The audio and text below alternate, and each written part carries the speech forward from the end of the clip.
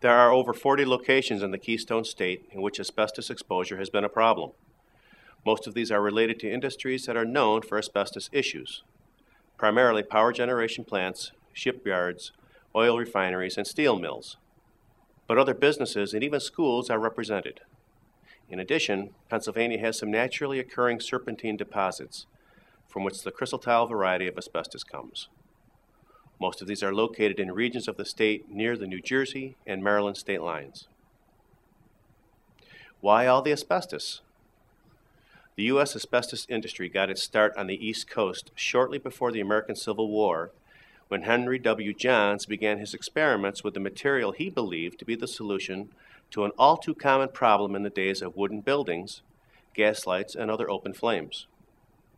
As a result, asbestos found its way into almost every part of every building, including roofing shingles, floor tiles, ceilings, wall insulation, fire bricks, and more. Later, with the development of innovations such as indoor plumbing, central heating, and electrification, asbestos was applied to pipes as insulation against freezing, as well as heat and electrical current. As a result, a great many public buildings constructed prior to 1980 have asbestos in basement and foundation areas where there is access to these systems, including those listed earlier. Asbestos at sea. The Philadelphia Naval Shipyard, the first naval shipyard in the U.S., was responsible for building over 50 ships and repaired nearly 600 during World War II and continued operating until 1995. Because of the need for fire protection, asbestos was widely used on seagoing vessels, and those who worked on or around the ships were often heavily exposed to friable asbestos.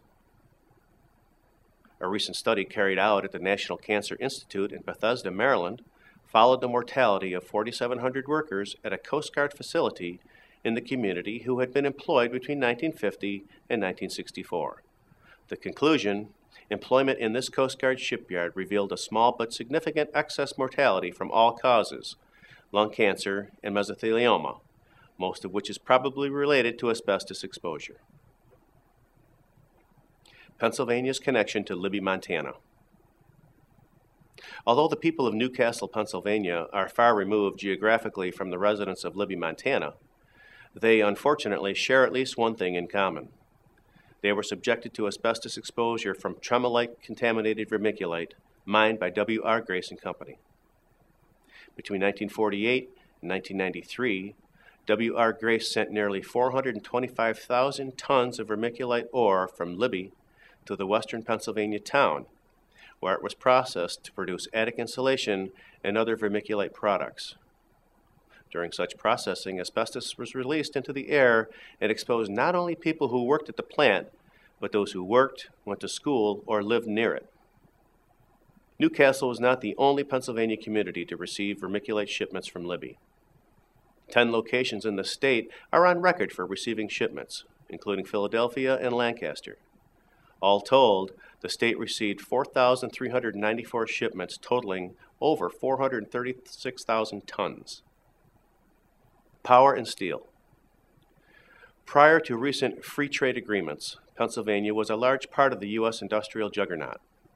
The Pittsburgh Steelers name recalls one of the state's major industries. Steelmaking means high heat and flame, which in turn means that asbestos was used in gaskets and linings as well as ovens, ladles, boilers, and steam pipes. Some exposure was a result of asbestos clothing that was meant to protect steel workers from burns, such as leggings, aprons, overcoats, gloves, and masks. Specific steel mill jobs most likely to have been exposed to asbestos are pourers and casters, operators, tenders, furnace operators and inspectors, machine setters, millwrights, and welders. State mortality statistics. Between 1980 and 2000, over 3,000 lives in Pennsylvania were lost to asbestos diseases. Most were due to asbestosis and were concentrated in the urban parts of the state. Legal resources in Pennsylvania.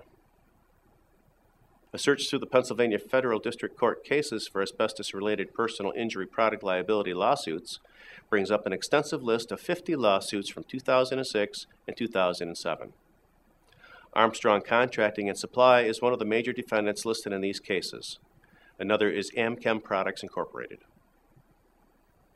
Pennsylvania is ranked third in the U.S. for mesothelioma cases. With a mesothelioma mortality rate of 16.8 per million, Pennsylvania has a crude mortality rank of 7 in the country. There are a number of known asbestos-exposed areas in the state: shipyards, oil refineries, power plants, and chemical plants. There is a comprehensive list of sites in this section of Asbestos.Net. Individuals living or working near these areas should be checked regularly for signs of mesothelioma in order to file any lawsuits within the state's statute of limitations. While many of these sites have been inspected and some have been cleaned up, anyone who worked or lived in these areas before asbestos contamination was reported can still be affected. Also, it is important to keep in mind that these are only known asbestos sites. Other areas in the state may also contain asbestos, but may have not yet been reported as such.